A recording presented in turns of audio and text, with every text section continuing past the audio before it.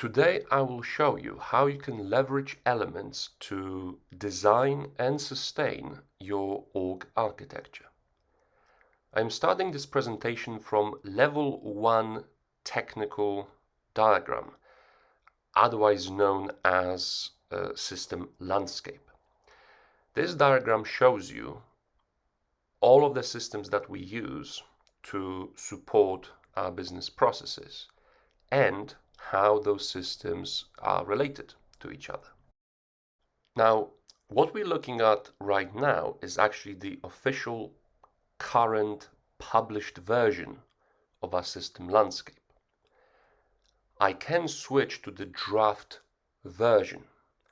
That allows me and other people on the team to enhance, change, work on either potential future or planned changes to our systems and the architecture, but without polluting the as-is picture.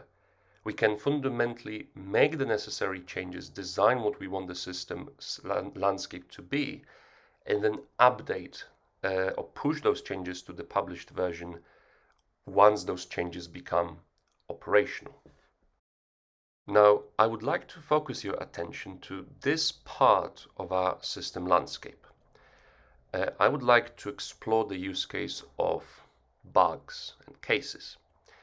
You see, we use Jira to manage our development work, and Jira integrates with Elements directly, but we also use Make, which is our integration middleware tool, to create bugs or tickets in Jira based on records in Salesforce. Now, in order to explore or capture in more granular detail the interactions between those systems, I will now drill down into a child diagram. Now we can see that this diagram contains far more detail than the one above. I can use the optional header to display the legend, fundamentally explain what different symbols mean on this diagram. Furthermore, if I really want to learn more, I can link those different cards to actual metadata or system models. In this case, my Jira card has a link to our Jira system metadata dictionary. I can navigate from here to the metadata dictionary we curate manually for now, which explains how our entire Jira system is put together. I can explore any documentation, dependencies to properly understand how it works. The same principle applies to Salesforce. Those blue clouds that you can see signify that the card has a relationship to Salesforce metadata. Now, I can choose to either open, in this case, the case object in our production org metadata dictionary to, again, explore more detail, manual documentation, automatic documentation, dependencies. But equally, I can navigate straight to the case object itself in Salesforce. And for our extension, that documentation, along everything else, is available contextually when it's needed most. So if someone wants to do any work on this object, the information on how it's used, where it's used, is available at their fingertips. Now let's imagine that we want to capture even more detail. The practice that we use at Elements is, well, we keep drilling, we keep creating further child diagrams. But you may get to a point where you don't necessarily know which type of diagram you want to create next. In this case, what we found to be extremely useful is to create specific categories or boxes, to put it simply, for different types of diagrams you want to capture further. So in this case, we can now drill down either to the data model, the workflows, or the automations, still within context of our Jira system. So let's explore these diagrams further. First, we've got the Jira data model.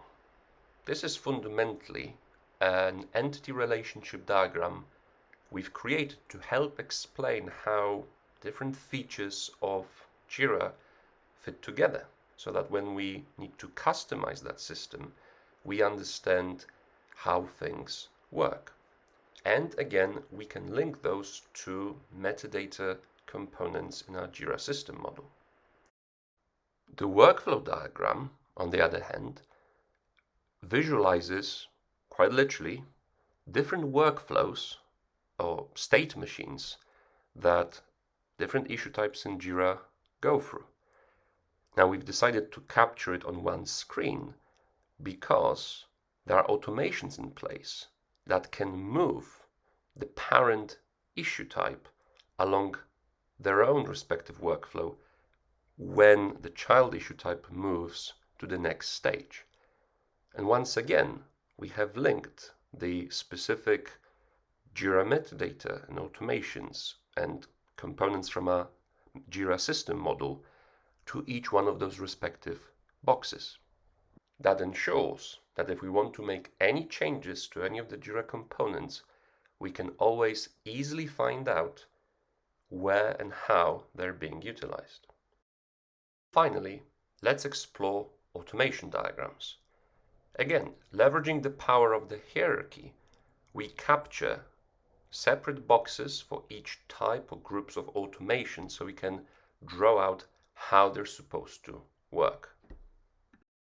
This diagram describes an automation that ensures that every child record has the same release and delivery risk as its parent epic.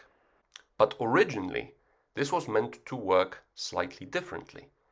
The collaborative sticky notes you see on this screen come from our collaborative brainstorming sessions, and they explain why we've decided to use this or that element or logical block in our automation, what restrictions we had to take into consideration before we built it the way we built it.